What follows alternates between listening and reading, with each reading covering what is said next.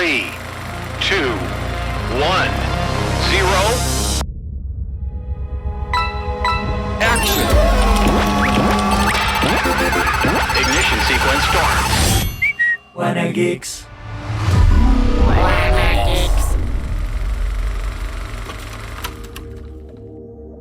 No confundas mi silencio con falta de duelo. Llora a tu manera. Yo lo haré a la mía. Esta es una frase del juego de la masculinidad tóxica, dice Juan. Esta es una frase de Kratos de God of War. Pero bueno, previo a comenzar el podcast, Joaquín dice que es el juego de la masculinidad tóxica. Y la verdad sí coincido, me dio mucha risa. Pero quisiera escuchar a Joaquín. Hola Joaquín, bienvenido al Wanna Geeks de hoy. Hola Ricardo, qué gusto estar aquí de nuevo. Vamos a hablar de este videojuego God of War. A propósito, perdón que te interrumpa, pero a propósito de su lanzamiento en PC, ¿no? En 2018 sale en PlayStation 4 y el 14 de enero es su lanzamiento, el gran lanzamiento en PC. Adelante. Y viene una secuela, ¿no? God of War también. Ragnarok. Sí, también. Y bueno, estamos hablando de esto y me parece que la frase con la que entraste es un ejemplo perfecto de masculinidad tóxica. Perfecto. Y además creo que resume uno de los temas principales de ese juego, que es la última entrega. Se llama God of War sin número romano y sin subtítulo, porque en esencia es un soft reboot. Claro. De la franquicia. Claro. O sea, como que numéricamente hablando sería el 4, pero entonces, o sea, a pesar de que hay como 8 juegos. Ajá, sería en realidad como el 8. Ajá, sería el 8, pero digamos en los AAA de God of War, los principales había 1, 2, 3. Ajá. Entonces sería el 4, pero decidieron llamarle solo God of War, ¿no? Como para hacerle un refresh a la franquicia, justo como dices. Es decir, la franquicia es completamente nueva. Si ustedes agarran este juego y están acostumbrados a los juegos anteriores, va a haber muchas cosas que no van a reconocer. De hecho, hubo cierta protesta, ¿no? Cierto desencanto. Porque los que están acostumbrados a jugar God of War en realidad querían un festín de hiperviolencia, gore, rayando, también violencia sexual, ¿cómo demonios no? Claro. Sí, o sea, de verdad, así tal cual es como muy salvaje, muy savage, ¿no? O sea, todo el juego, nada más para contextualizar, a lo largo de los primeros 3, no nada más es violento, sino que hay así como minijuegos sexuales, y la verdad eran parte esencial de la franquicia. O sea, también creo que salen los 3, ¿no? En los 3 hay un minijuego salen sexual. Los 3 primeros juegos de God of War, y sí, es un momento de objetivación, por supuesto. Claro. Y de un wish fulfillment, o sea, hay una especie de fantasía de poder. Claro. Entonces es súper hombre, súper así, mamadísimo, ¿no? Y es muy importante para esto. El primer videojuego se llama El Fantasma de Esparta. Y sale por ahí del 2005. Y creo que demuestra muy bien la fascinación que teníamos a principios de los 2000 por los hiperhombres espartanos. Kratos, que significa poder, es un espartano. Es un espartano que está haciendo la guerra. Es hipermasculino, como tú bien lo dijiste. Kratos está rapado de cabeza. Tiene tatuajes tribales, una barba de chivo, claro. Una gran musculatura y 2 espadas en las manos, mirada penetrante y cara de pocos amigos. Y habla así de: a un lado, Atreides, ¿no? Así de: voy a acabar con él, ¿no? O sea, ¿por qué? Pero ahora, algo que me resulta interesante es que justo creo que este cuarto gran título, ¿no? Que es de los del AAA. Me parece una gran obra por muchas cosas, ¿no? Creo que para empezar como consolida todo lo popular en ese momento, pero de la mejor manera. Es decir, nada más para que se den una idea, Kratos hasta look de moda trae ahí. O sea, el güey trae esta barba de leñador, ¿no? Los vikingos estaban como en auge y o sea, se van a la mitología así de vikingos, ¿no? Pues primero es espartano, ¿no? La mitología griega. Ajá, primero es la mitología griega, justo. Y ya después pues se va a combatir a los dioses de los vikingos, ¿no? Y parece que es un cambio de panteón, pero no. Es mucho más. No, sí, exacto. Significa una reinterpretación del personaje mismo, pero a partir de lo que yo había. A ver, y nada más rápido les voy a decir de qué trata. Por favor. O sea, ¿el último juego o el primero? Así a grandes rasgos, los primeros 3. Va. Los primeros a ver, 3 para continúa. entrar al... O sea, básicamente Kratos era un guerrero de Ares. Para resumirle las cosas, lo traiciona Ares. Y entonces él empieza a exterminar a todos los dioses griegos, ¿no? O sea, a propósito de su traición, porque hacen que mate a su familia, y luego se da cuenta de que lo manipulan, y justo creo que así es el resumen de los primeros 3 juegos, y se dedica a matar a todos los dioses, y tú ver gozoso cómo los descuartiza, ¿no? En su venganza y en su locura. Así es. Básicamente, ¿no? El género se llama hack and slash. Hack and slash, ajá. Que significa cortar y despedazar, una cosa así. Y me recuerda mucho a otro juego, un título anterior que no tiene además la misma fama, que se llama Dante's Inferno. Se parece muchísimo, pero sí, muchísimo. Claro, sí, Dante's Inferno total. Y un poco también hack and slash es Devil May Cry, ¿no? Y hay una diferencia importante con Devil May Cry, Sí, creo. sí son diferentes, pero el género sería... Sí, ¿no? O sea, sería similar. Y está este personaje hipermasculino al quien nunca vas a confundir con un niño bonito, ¿no? Es importante. Claro, eso. no, nunca, no, ni por error. Ni por error. Ajá. Entonces, y está dando de golpes y hay un marcador constante en la pantalla que te marca el número de golpes consecutivos. Claro. Cuando llegas lo suficientemente alto, desbloqueas una cosa que se llama la ira espartana, que convierte a Kratos en alguien invulnerable y que hace mucho daño. Claro. La clave aquí es la palabra invulnerable. Es importante, en este primer juego, yo creo que uno de los tropos más tóxicos es el que se llama la mujer en el refrigerador. Ok. Este es un tropo que nace en los cómics de Linterna Verde. El tercer Linterna Verde, Kyle Rayner, un día llega a su casa y encuentra que su novia ha sido asesinada y brutalmente metida al refrigerador. Y eso le da al personaje masculino una motivación para continuar con su aventura. Entonces lo de Kratos es igual. Sí, claro, ¿no? Porque como que lo engañan y mata a su familia. Mata a su familia él mismo. Él mismo.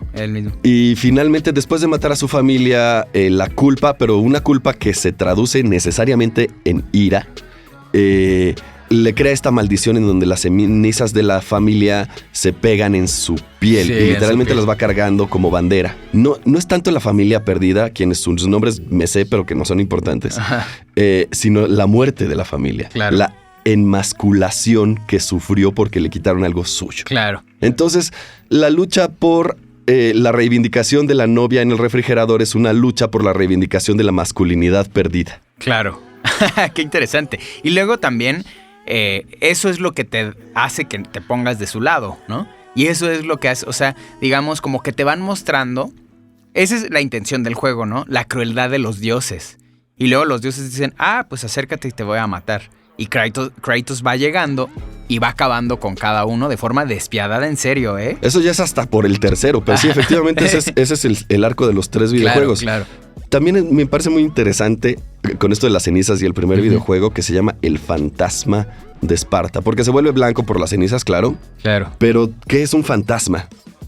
Sino un trauma, un recuerdo doloroso pasado Claro. que tienes enterrado y se niega a morir. Constantemente presente, acosándote. Incluso hay un término, el dolor fantasma, ¿no? Que es un término científico, que es cuando pierdes una extremidad, hay gente que le sigue doliendo esa extremidad.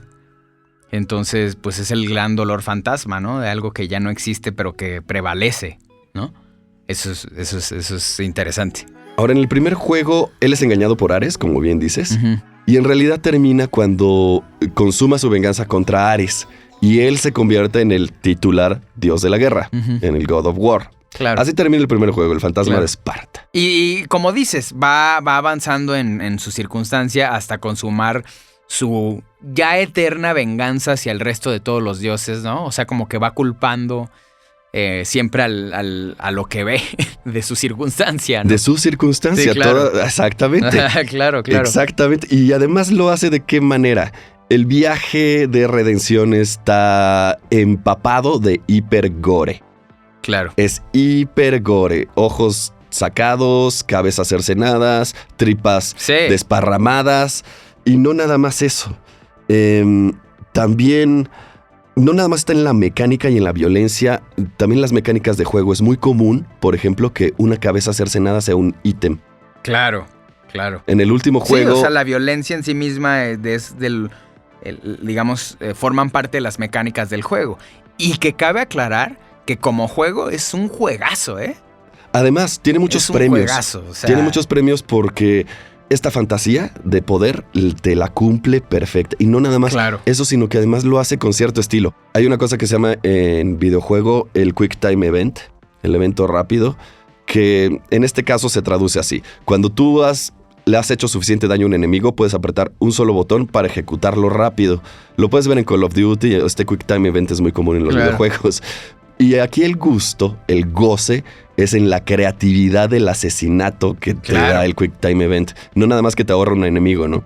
Este arco de los 3 primeros juegos, antes de pasar al siguiente que lo cambia todo, Claro. Kratos concluye este primer acto con su máxima expresión de violencia contra todo el mundo, porque el Total. asesinato del panteón griego es el asesinato del mundo. Se destruye la realidad. Entonces, así termina el último juego. Sí, así. Y de claro, eso que después de ahí, ¿qué seguía, no? pues ahí Santa Mónica Studios, para empezar, el primer diseñador del juego, David Jaffe, había sido... Fue despedido de Fue despedido. de Sony. Ajá. Y esta Santa Mónica Studios contrató a este otro cuate, se llama Cory Barlog. Y Sí, él, así es. digamos, llevó a su conclusión al último juego, pero recibieron muchas críticas. Claro. Muchísimas críticas. Así de que, sobre todo en sus mensajes y en sus mecánicas, decían que todo lo que hacía era tóxico y daba un mal mensaje. Claro. Y aquí es a donde voy a lo siguiente. Aristóteles, y en su teoría de la virtud, dice que tú te vuelves virtuoso o vicioso, una buena persona o una mala persona, de acuerdo con los estímulos del exterior y con los actos repetidos que tú ves en la gente a tu alrededor Claro. y en tu entorno. En este caso, el acto repetido y didáctico es que si aprietas cuadro, cuadro, triángulo, toda tu vida se resuelve. Repetidamente, eso es lo que te va enseñando. Y te va enseñando con este acto repetido, pues, violencia repetida. Claro. En este nuevo juego, Ajá, bueno, llega, digamos, God of War meets Last of Us, ¿no? ajá, A ver, el contexto es, por ahí de 2013 para PlayStation 3 sale The Last of Us, que a mí me parece que es una de las culminaciones del videojuego en diferentes perspectivas, en cuanto a narrativa, en cuanto a mecánica de videojuego, o en cuanto a utilización de la cinemática, en cuanto a desarrollo de personajes, desenvolvimiento de historia. O sea, The Last of Us me parece que es un gran juego para la historia. Y God of War, yo creo que Santa Mónica aprende de ahí. Entonces quiere reutilizar ciertas de las mecánicas, sensaciones que te transmite The Last of Us e integrarlas a God of War. Y nace gran, pues reinterpretación, pero sí valiéndose de los juegos anteriores como historias pasada, digamos, pero reinterpretación de lo que viene para Kratos, dándole mucho peso a la historia, ¿no? Y a mí me parece un poco justo que se da cuenta de sus vicios, no nada más en cuanto a mecánicas, sino también en cuanto a estas narrativas, en cuanto incluso a la masculinidad del propio protagonista, y mete un coprotagonista que es su hijo, que es Atreus, y a partir de ahí tienen la oportunidad de jugar con el personaje y hacerlo cambiar y entender, ¿no? O sea, creo yo que combaten contra estas estructuras hipermasculinas, que llegan a ser hasta viciosas, y eso es lo que trata de hacer este último juego, como que tener un camino para Kratos y darle una luz que nunca habíamos visto. Pero ¿cuál es tu perspectiva, Joaquín? es una sorpresa además muy agradable y no Claro. me lo esperaba para nada, cuando empecé a investigar esto. Yo me había quedado con la idea de este God of War que Claro. era un bacanal de violencia hipermasculina y así, pero no. En este caso es un cambio muy interesante. El reboot de 2008, Kratos, como bien dices, vive con su hijo. Y la primera secuencia del juego ya no es como las anteriores en donde entras peleando contra el Leviatán o contra Atenas o contra alguien. En este caso, la primera secuencia es cortar un árbol y cazar un venado. A la hora de cazar el venado, el hijo de Kratos no puede matarlo. No tiene el coraje para matarlo. Y Kratos, con su educación espartana, tiene esta idea de que un hombre tiene que hacer lo que un hombre tiene que hacer. Claro. Y entonces hay un primer conflicto entre la sensibilidad del niño y esta idea espartana. Y después te enteras que el árbol que están cortando es para hacer la piedra funeraria para la madre del hijo que acaba de morir. Claro. Ahora, vamos a referirnos al primer videojuego y la refrigeración de su primera esposa. Aquí también hay una mujer refrigerada. Pero ¿cuál es la diferencia? La madre de Atreus muere pacíficamente y es un personaje con agencia el resto del juego. Claro. La trama del juego es llevar las cenizas de la madre de Atreus al monte de una montaña, a la cima de una montaña para esparcirlas. Ese es el plot. Claro. Y de hecho, a ver, hay mucho de... También nos dejan muy claro que Atreus era muy cercano a su madre y un poco como que prevalece el espíritu de su madre en Atreus y a lo largo del juego Atreus le va pasando un poco de su espíritu a Kratos y viceversa. Así es. Kratos a Atreus, ¿no? Entonces, en eso radica su crecimiento y su desenvolvimiento. La madre de Atreus también está en las mecánicas. A diferencia de los otros juegos de God of War, este es un explorer. Hay un mundo abierto que puedes explorar. Claro. Y la forma en la que muchos explorers hacen para que no te pierdas del plot principal es que ponen un caminito como de brillantina. Claro. Ese camino de brillantina lo dejó la mamá de Atreus cuando hizo ese mismo recorrido antes. Claro. Entonces, de alguna forma, en la mecánica, este personaje sigue siendo tu guía. Sí, participa activamente. Y cabe aclarar, a ver, el apartado gráfico y sonoro es así espectacular. O sea, espectacular, es de los mejores juegos. Y la narrativa es impresionante.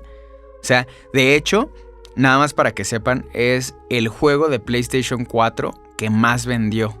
O sea, vendió alrededor de 20 millones de copias a nivel mundial. O sea, y es la IP más importante ahorita de Sony en esta reinterpretación de Kratos y de todo lo que viene a partir de él, ¿no?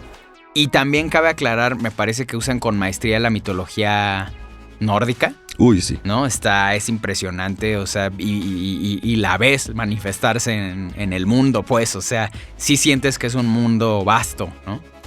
Sí, y a pesar, por ejemplo, de que Kratos menciona todas estas cosas y sigue siendo hipermasculino, también una de las primeras tomas te enseña cómo está avergonzado de las cadenas que eran antes su arma, ¿no?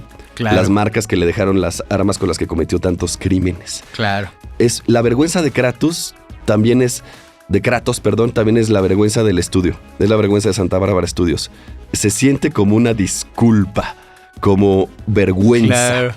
Claro, es que la verdad es que es una obra, una pieza, a mí me parece que con mucha verdad, por eso es tan rica, ¿no? Hay discursos narrativos en los que habla del cambio del personaje y que también siento un poco, así justo como lo dice, que es un poco Santa Mónica diciendo, estos somos nosotros ahora, ¿no? Disculpándonos un poco, hemos madurado y el personaje también. Pero creo que es honesta, ¿sabes? Creo que hay como construcciones bien chafas o bien mercadológicas o bien que... y esta la siento honesta porque desde las entrañas el juego es congruente consigo mismo, me parece. Y eso se me hace bello, se me hace bonito, se me hace... porque incluso sanador. Porque un poco te dice, oye, tú, super macho alfa, tienes derecho a... ¿no? ¿Sí? A vivir así y ser...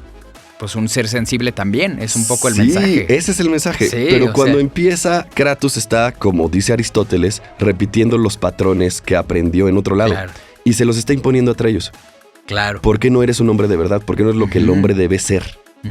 Incluso le da miedo. ¿Me podrías repetir la frase que dijiste al principio? Pero incluso le da miedo decirle que es un dios. Vamos a eso, vamos a eso. La gran frase es, no confundas mi silencio con falta de duelo. Llora a tu manera, yo lo haré a la mía. Que justo él habla de su madre, o sea, de la madre de Atreus, de su mujer, ¿no? De la esposa de Kratos, ¿no? O sea... Ajá, y Atreus durante todo el juego va a demostrar ese tipo de sentimientos de añoranza a su madre, de compasión, y muy al pesar de su papá. Claro, muy a pesar de su papá. Que por cierto, Atreus tiene un giro al final. Vamos a eso. Bellísimo, que Voy no a sé si entrar hay que... al primer acto primero. Lo llamo Baldur's Gate, por referencia al otro videojuego. Baldur es un dios de la mitología nórdica. Pero es un dios cuya principal función en la mitología nórdica es morir.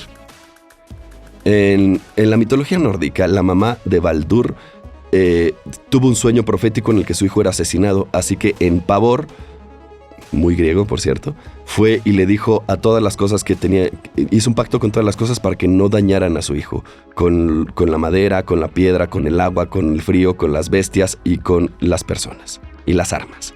De tal forma que Baldur es inmortal, nada excepto una pequeña hierbecita, que es lo único. Se parece mucho al mito de Aquiles. Claro, sí. Pero bueno, esto es importante. ¿Por qué? ¿Cuál es el superpoder de Baldur? Pues se supone que es ser inmortal, ¿no? Ser invulnerable. Ajá. Sí, exacto, no le puedes hacer nada. Insensible. Es verdad. Su superpoder es la masculinidad tóxica. Oh, es verdad, es interesante. Sí. Alguien que no puede sentir, que se tiene prohibido tener sentimientos y que tiene prohibido ser vulnerable. Y es un sádico, ¿no? Es un sádico totalmente. Baldur se aparece en la casa de Kratos, toca la puerta y lo que quiere es pelear contra su mujer. Y lo primero que le dice a Kratos es, debería ser más alto. Baldur es un tipo... es como confrontativo, lleno de tatuajes, grosero, parece como un borracho de bar. Sí, tal cual. Oye, pero aparte es como la demostración o la manifestación de que su pasado lo persigue a Kratos, ¿no? Que no puede alejarse, porque dicen, es que aquí se rumora que hay alguien. Lo primero que se desata entre ellos dos es una confrontación hipermasculina en donde ninguno de los dos quiere ceder al punto del otro y terminan a golpes. Sí, es muy interesante. Oye, ahora también a partir de este juego viene el planteamiento de poder enfrentarnos a lo mejor a Odín, a lo mejor a Thor, ¿no? Que son dioses a los que se habla de ellos, que también creo que están brillantemente construidos, porque te da como esta sensación de grandeza que algún día te vas a encontrar, que se supone que es la que vamos a encontrar en el siguiente título de God of War, ¿no? Ahora, algo de lo que también quisiera, es que podemos hablar otro ratote, ¿no? Pero quisiera preguntarte así directamente, ¿PC o consola? A propósito del lanzamiento, porque la gran noticia es que God of War llega a la PC, ¿no? Bueno, estoy cambiando un poco de tema, pero todos dicen en el medio que las consolas están destinadas a morir. Tarde o temprano ya no va a ser un modelo de consumo de videojuegos, y me parece que la primera señal grave de eso fue cuando pues el videojuego dejó de ser físico. Claro. Dejó de ser un objeto de consumo y se convirtió en un servicio. Claro. Entonces... Y también sabes que creo que sí, totalmente, que es un poco a la par, o totalmente a la par, con la generación del PlayStation 3, Xbox 360 y Wii. Ahí da un cambio de generación incluso en la arquitectura del videojuego. Antes tenían como sus propios sistemas que eran muy japoneses. Digamos en el Play 2, en el Xbox, todo para atrás era pues arquitectura japonesa especializada para consola. Y ahí se da el salto a la arquitectura gringa de computadora. De hecho, fue la generación donde peor le fue a Sony, porque no sabían cómo programar y cómo construir a partir de un software o una arquitectura de computadora.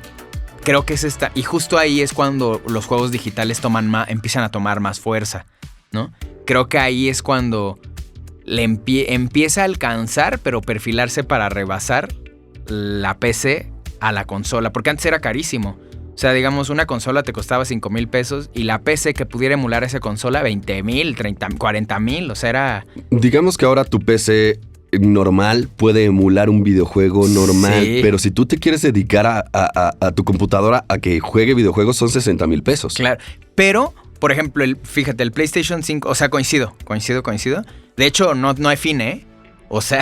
Ajá, el precio no hay tope.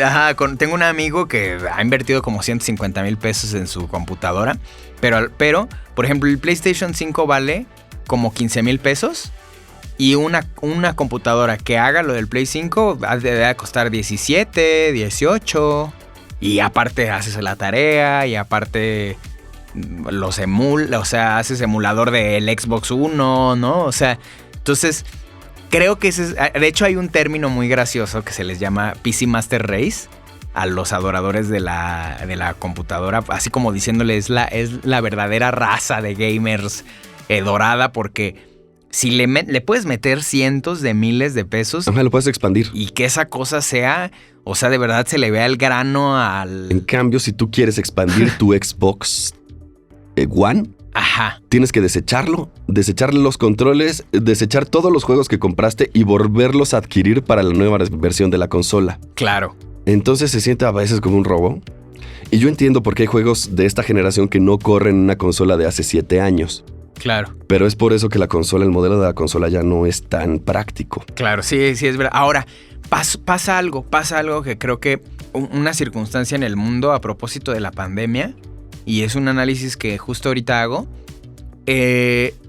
Con la pandemia, el trabajo de computadora y a distancia se vuelve mucho más habitual. Entonces ahí empieza a haber un consumo brutal de tarjetas gráficas y de partes de computadora y crece el precio, Joaquín, de forma brutal. Brutal. Entonces creo que la consola no aumentó tanto. O sea, creo que ahí vuelve a ganar un poquito de terreno. O sea, para tú de nuevo volver... para no hacerles el cuento largo. Una computadora que yo compré hace como 7 años, nada menos, como 5, a 15,000, hoy esa misma computadora vale como 22. Esa misma computadora. Y eso todo venía cambiando. En la lógica que teníamos antes de la pandemia, esa computadora de 15,000 ahorita hubiese valido 11,000 pesos. Entonces, ¿qué está pasando? El Play 5 ya de nuevo vuelve a estar por arriba de las posibilidades. Ahorita comprarte una tarjeta gráfica por este tema de la tecnología y de la pandemia volvió a encarecerse muchísimo. También es porque hay escasez, ¿no? Sí. De chips. Que es todo como el círculo, ¿sabes? Por la pandemia hay escasez, luego también hay aumento de demanda, o sea, se ha vuelto... Ahora, esto me hace preguntarme, ¿no vuelve a ser inaccesible para todo mundo? O sea, eso fue un pensamiento que tuve hace poquito. Dije, oye, los equipos de cómputo y todo empezaban ya a ser accesibles para todo mundo. Y vuelven a ser inaccesibles. O sea, yo como obrero ya me podía comprar así una compu y ahorita es de nuevo de no. Sí, hay que ahorrar, ¿verdad? Ajá, o sea, y de nuevo te aleja, ¿no? Te aleja de tener esa posibilidad de ingresar ese tipo de profesionalización en el servicio, Sí, pero sin embargo la PC es algo que tú puedes decirte a ti mismo es una herramienta de trabajo o de comunicación. O de claro. Y la consola solo es la consola. Claro. Sí, es verdad. Y bueno, o sea, un poco la lógica creo que es esta. Si quieres tener la máxima experiencia, pues PC, pero nunca acaba la inversión. Claro. O sea, por ejemplo, yo me acuerdo que cuando había comprado esa PC era mucho mejor que mi Play 4. Entonces dije, voy a comprar un juego que se llama Tekken para PC porque tiene más cuadros. O sea, de alguna manera tenía bastantes cosas por encima del Play 4. Híjole, pero era un dolor de cabeza. Era prender la compu. A veces el control se desconectaba solo. A veces Steam no se le daba la gana jalar. O sea... Pero chécate la transición. El nuevo Halo Infinite, está para Xbox, claro, porque es de la marca, y para PC. Claro. Los únicos que no lo tienen son Nintendo y Sony porque son la competencia de las consolas en esta lógica de la guerra de las consolas. Claro. Y es por eso que no puedes jugar Mario en ningún otro lado que no sea un Nintendo.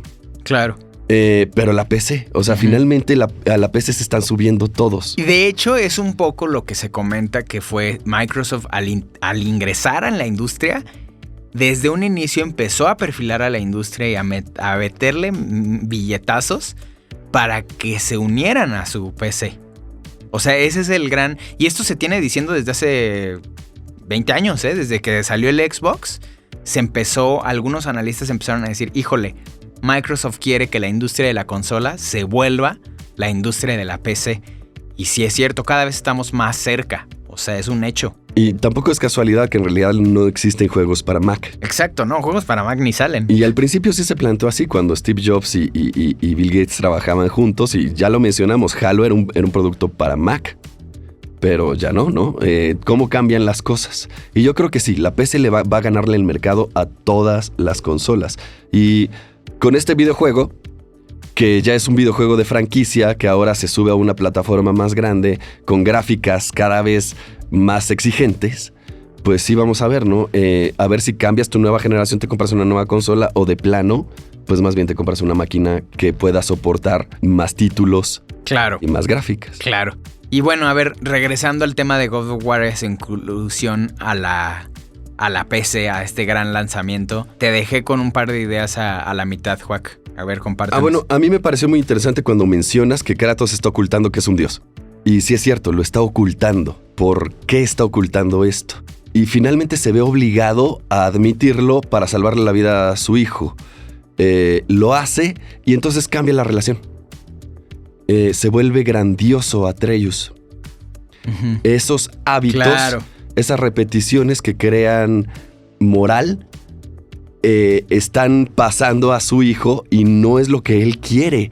De repente, se vuelve temerario, se vuelve hasta agresivo, hasta grosero. Exactamente, ¿no? Exactamente. Todos esos sentimientos que tenía Atreus ahora los canaliza como los canaliza su papá. Claro, y él le dice, Atreus le dice, ¿por qué tienes miedo si somos dioses? ¿No? Él se lo dice y lo confronta. Digamos, de alguna manera Kratos creo que ahí empieza a verse reflejado. Exactamente. ¿No? Exacto. Y ahí empieza a luchar contra eso mismo. Exactamente. ¿No? Es bien interesante. Por eso God of War me parece tan genuino y tan bonito. O sea, esta última entrega me parece... Es muy bueno. La verdad es que es muy recomendable. Y es muy chistoso porque hasta este momento había tenido una relación con su hijo un poco impersonal. Y la relación, en todos los videojuegos las relaciones son de acción. O sea, claro que encuentras unos diálogos gigantescos, pero normalmente es de acción. Porque pues esa es la naturaleza del medio. Pero pues sí, es impersonal, es desapegado y siempre lo está reafirmando su género. Porque no le dice Atreus, no le llama por su nombre, no le dice hijo, le dice boy. Ajá. Sí, exacto. Ni siquiera es como bien impersonal, ¿no? Es bien impersonal. Y bueno, La verdad es que es una gran victoria tenerlo en PC, ¿no?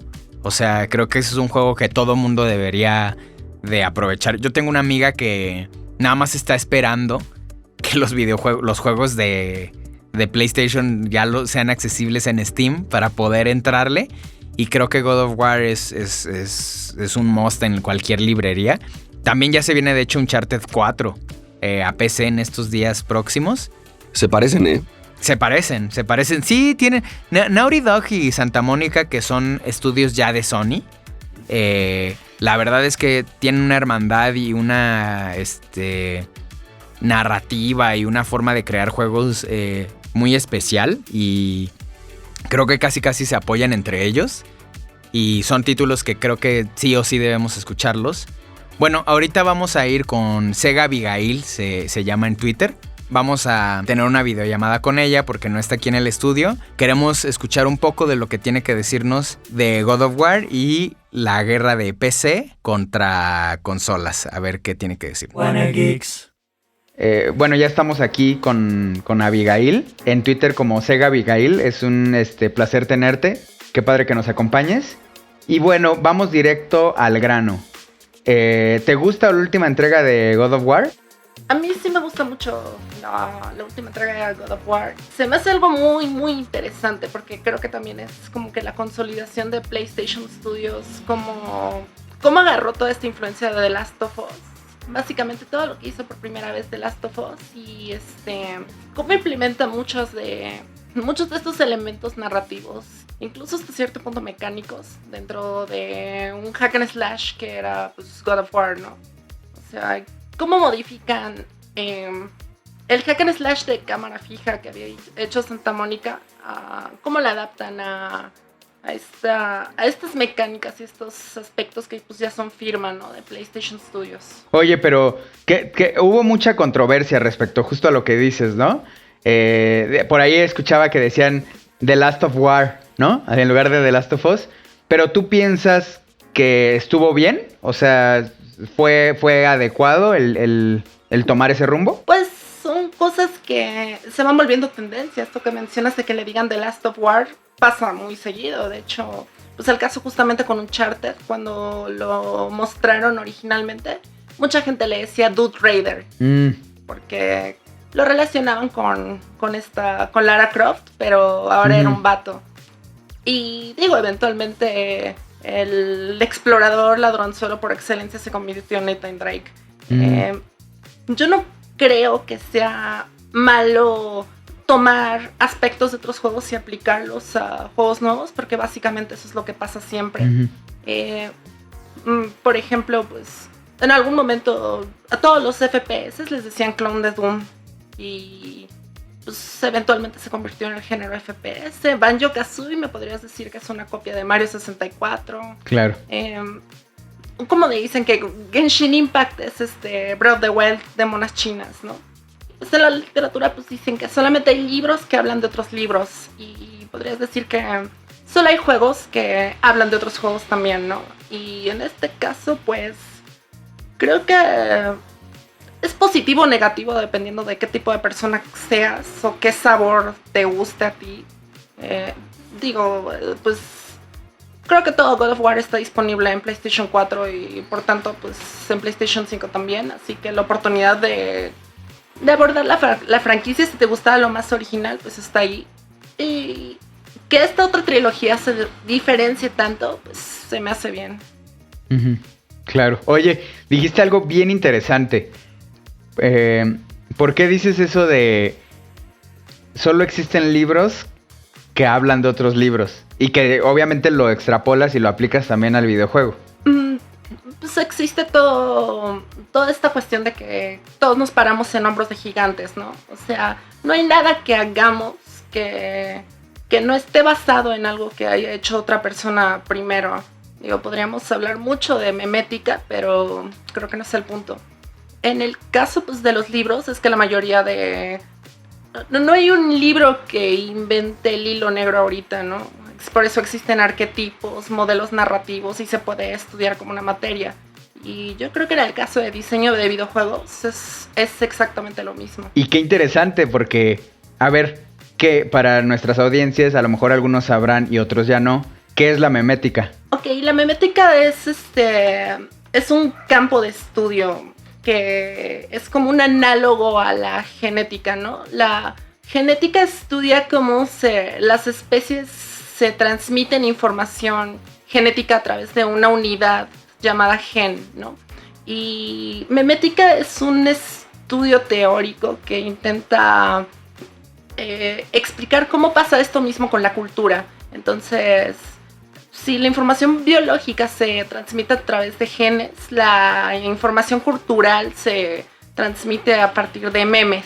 O sea, claro. La palabra meme que la tenemos usualmente asociada con chistes de internet y con viñetas que salen, ¿no? Pero meme viene de la palabra mimesis, es cualquier conducta social que puede ser replicada o que es susceptible a ser replicada. Cosas como el dinero es un meme, cómo te debes de vestir o traer el cabello es un meme. Los nombres son memes, ¿no? Es información, básicamente. Un poco Metal Gear Solid 2 ahonda mucho en ese tema, ¿no? Te invita a explorarlo incluso. Está muy basado.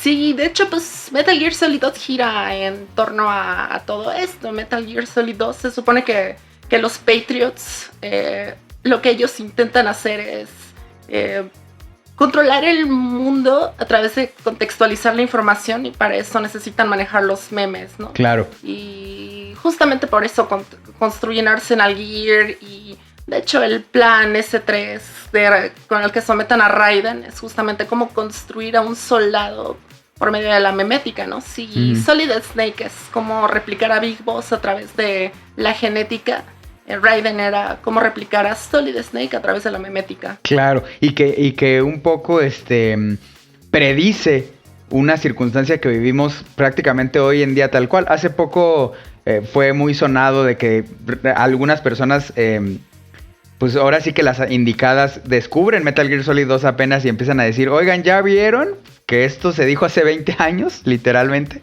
Entonces es interesante, si les interesa lo de la memética y demás, métanse ahí a Metal Gear Solid, les va a latir, hay ensayos, justo Artemio Urbina hizo todo un ensayo en base a Metal Gear Solid 2, ¿no? Ahora, te voy a soltar así la siguiente pregunta, ¿PC o consola? O sea, si tienes God of War, PC o consola, o cualquier juego que se pueda jugar en las dos. Pues es que, digo, esa es una pregunta un poquito suelta, porque básicamente las consolas como tal ya llevan 2 generaciones que son PCs brandeadas, ¿no? O sea, básicamente la diferencia entre un PlayStation 5 y una PC es la carcasa y que es plug and play, pero a nivel de arquitectura las consolas ya no son diferentes. Incluso Xbox Series, los 2 Xbox Series y PlayStation 5 utilizan la misma familia de procesadores, solamente son versiones custom del procesador. El Nintendo Switch es una tablet para fines prácticos. Claro. Aquí la cuestión es que básicamente tener una PC y tener un PlayStation 5 vendría siendo lo mismo, entre comillas. La diferencia es que tener una PC te permite elegir un poquito más sobre ciertos componentes, ¿no? Pero yo creo que son públicos distintos y no creo que sea tanto el juego, sino ¿quieres llegar a conectar algo para meterle tu juego y solamente jugar? ¿O te interesa armar todo eres este hobbyista que quiere elegir sus componentes, que quiere hacer... Claro. Y también que se quiere aventar toda la chamba de configuraciones y todo esto, ¿no? Probablemente si lo que tú quieres es... Lo que te interesa son specs. Uh-huh. O poder ajustar los specs de una manera en la que tú tengas todo el control, pues PC es la respuesta. Si tú lo que quieres es jugar de una manera más o menos ligera, pues consola. Claro. Sí, como más práctico, ¿no? O sea, como de decir... Ahora, también ya nos tardamos más jugando en consola porque se instalan y demás, pero de alguna manera su interfaz solo se dedica a que tú te sientas más cómodo jugando, ¿no? Y la PC, pues, es una... que tienes 1000 opciones, ¿no? Que puede ser trabajo, puede ser juego, puede ser... Y no está orientado solo a que juegues. Creo que eso es un poco, ¿no? La diferencia. Sí, claro. Digo, en algún momento las consolas serán hardware dedicado, o sea, computadoras construidas específicamente para correr ciertas piezas de software a través de procesos muy, muy específicos. La última y gran complicada consola que hizo 100% eso, pues fue PlayStation 3, ¿no? Claro. Que son me parece 8 coprocesadores programables y los juegos corren arriba de un hipervisor, y eso pues por eso también es difícil de emular. Y ahorita pues básicamente la diferencia entre la consola y la PC es el sistema operativo y el firmware en el que corre.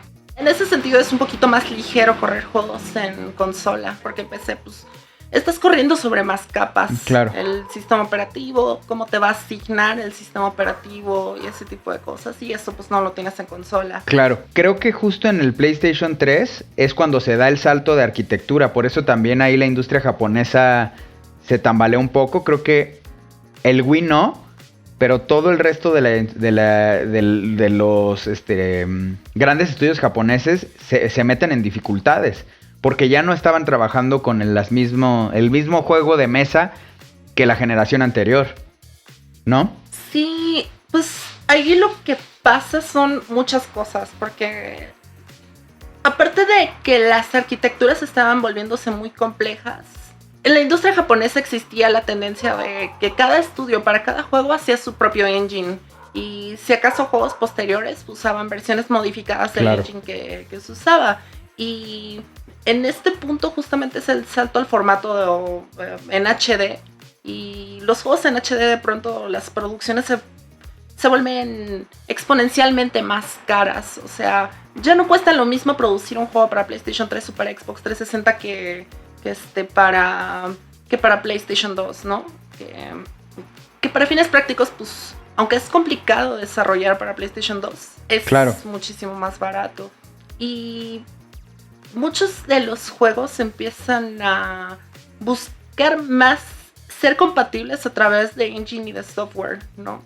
Hay estudios que enfrentaron una pesadilla de desarrollo y juegos que sufrieron mucho porque los estudios japoneses se estaban clavando en seguir explotando sus propios engines. Yo creo que el caso más sonado sería Square Enix con Final Fantasy XIII, ¿no?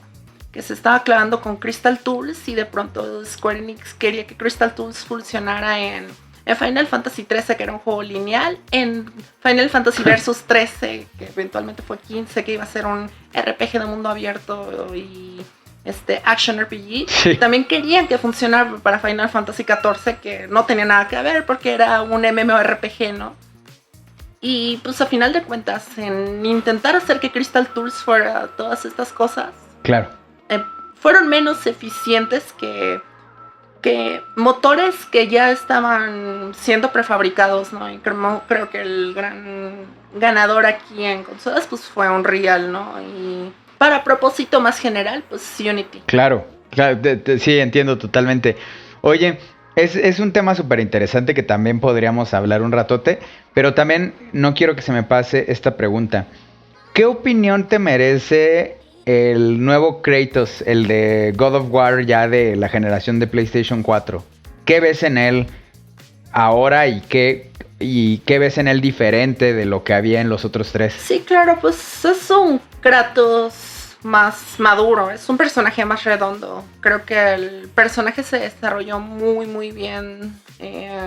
Se siente que creció este Kratos. Es un Kratos que cumplió un objetivo y que quería moverse del punto en el que se quedó al final de God of War 3. Es un personaje lastimado, es un personaje pues que ha pasado por muchas cosas y ahorita aparte ya no es solamente responsable de sus acciones, sino de un nuevo hijo, ¿no? Porque pues, hay que recordar que él sufría mucho por la pérdida de su familia originalmente. Entonces es cierto que Kratos es más consciente de de la responsabilidad que tiene por el poder que asume en este nuevo God of War. Y pues en general se siente como que es una historia más redonda en general. Abigail, y una recomendación a la gente de Wanna Geeks en videojuegos, algo que tú digas, oigan, tienen que jugar esto. Katamari Damacy Reroll está en Game Pass para que no tengan pretextos. No, pues hay muchas cosas. Digo, Katamari Damacy es obligación moral para mí, pero dependiendo en qué plataforma estén. Katamari Damacy, ¿lo has jugado? Sí, lo he jugado. Me pareció bien divertido, pero jugué un demo. ¿Por qué? Pues es un trabajo encantador, simplemente. Creo que como videojuego, pues es de lo más básico, lo más divertido que puedes probar y el argumento es muy ridículo. Girar el Katamari es muy divertido. Si lo que quieres es una experiencia ligera, pues sería Katamari Damacy. Claro. Oye, Abigail, pues fue cortito, pero fue un placer. Te agradecemos mucho que nos hayas acompañado en este capítulo de Wanna Geeks. Todo lo que nos comentas aporta muchísimo y es muy valioso. Y pues nada, espero que más adelante también te podamos tener platicando de otros temas.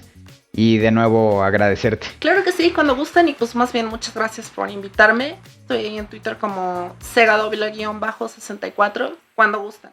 Wanna Geeks. Bueno, ya volviendo, agradezco mucho de nuevo a Abigail. Es bien importante siempre tener justo una perspectiva femenina de lo que comentamos. Y bueno, ya pasamos a nuestras conclusiones, Juac, respecto a God of War y un poquito de el PC gamer y el gamer de consola. Muy bien. ¿Cuál es? A mí me parece muy importante en términos de mensaje. Yo creo que es lo más importante del juego. Creo que el mensaje del juego reaparece al final, con las cenizas de la mamá de Atreus. Y contrasta con las cenizas de su familia anterior. La liberación de las cenizas es la liberación del espíritu, en este caso. Ya Qué no las padre. tienes que cargar encima. Claro. Eso es por un lado. Y así es como también Kratos empieza a romper un ciclo con nuevos hábitos, y lo dice al final en una frase que no recuerdo. Pero, ¿cuál es el ciclo que él está tratando de romper en este caso en Atreus, en su hijo? El ciclo parricida. que Zeus Claro. mató a su padre, Cronos mató a su padre y Kratos mató a Zeus, que también era su padre.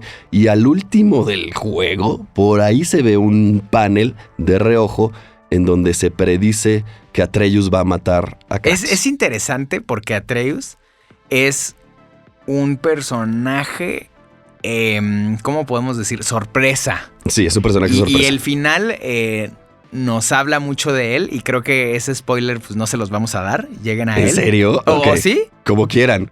Bueno, a ver, éntrale, date gusto. A ver, spoiler alert de esta. Spoiler alert, el hijo de Kratos es Loki. Y el Loki, el dios No. de las mentiras de la mitología nórdica. Claro. Y esto es muy curioso y voy a hablar un poquito de esto. Santa Mónica Studios logró reescribir la mitología nórdica Claro. sacando a Loki del juego. Eso es una locura. Y lo hacen con maestría. Y lo hacen con maestría. Pero a los estudiosos de los Edas, que son la base en la que está hecha, hay un poema y hay una prosa Edda, y esos son los dos libros en los que se basa toda la mitología nórdica, que no está perdidos, pues. Y los estudiosos de estos libros te dirían que la mejor forma de hacerle un tributo a la mitología nórdica es en seguir reinventándola. Es una cosa viva como el lenguaje y cada vez es nuevo. Entonces, quizá no sea un insulto que Thor sea parte de los Avengers o que Odín esté bebiendo en las novelas de Neil Gaiman Claro. o que Kratos empiece una lucha en contra de su panteón. Ahora, es muy chistoso, porque ¿qué pasa con el panteón? Que probablemente en el siguiente juego la venganza sea la de Freya y la de Thor porque mataron a su familia. Es decir, estos dos dioses nórdicos están en la misma posición en la que Kratos estaba en su primer juego. Claro. Repitiendo el mismo error. Sí, exacto. Haciendo esos mismos patrones, ¿no? Exactamente. Pues qué interesante. Yo quisiera dar una conclusión respecto a lo de la guerra de PC contra consolas. Y es que yo creo que hay para todos, ¿no? O sea, hay para todo público. Yo creo que si tienes dinero para aventar para arriba, méteselo a la PC y seguramente vas a tener mejores gráficas, mejores cuadros por segundo, incluso hasta el sonido. Y si eres más modesto y a lo mejor no es donde quieres meter todo tu dinero, pues la consola creo que nos da bien. Y creo que siempre va a ser un gusto que estos juegos tengan acceso a más personas, porque creo que son obras muy completas que un poco sacan la mejor versión de los videojuegos, porque aparte tienen grandes mensajes, tienen grandes mecánicas, grandes gráficos, ¿sabes? Es el paquete completo. Sí. Creo que si pueden jugar este juego es muy bueno. Los anteriores, pero este de veras es una joya. Y vamos a ver el siguiente que cuenta pues la continuación de esta historia. Y para hacer un poco eco en el mensaje del juego, pues hay que romper el pacto, hay que romper el ciclo vicioso de la masculinidad tóxica. Se vale ser sensible, se vale estar triste, se vale ser vulnerable y se vale tener vergüenza. Es señal de madurez. Eso está bien cool porque el juego te lo dice con las mecánicas, con las acciones y con el sentir de Kratos, ¿no? Y también lo que hacemos se refleja en la gente de alrededor. Claro, empiezan a tener una recepción distinta hacia tu persona. Eso está muy padre y bueno, no dejen de jugar God of War, ya está también en PC. Y los que tienen Play 4, pues ahí ya lo tienen desde hace mucho. Y los que tienen Play 5, también llega a PlayStation 5. Entonces, pues ya no hay excusa. Dense God of War. Y muchas gracias a Héctor en los controles. De nuevo, gracias, Juac. Y esto fue Wanna Geeks.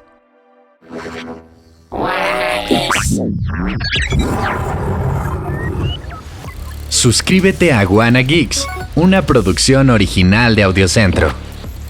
Con la participación de Ricardo Yaguaca y Joaquín Ortega. Edición Héctor Mondragón.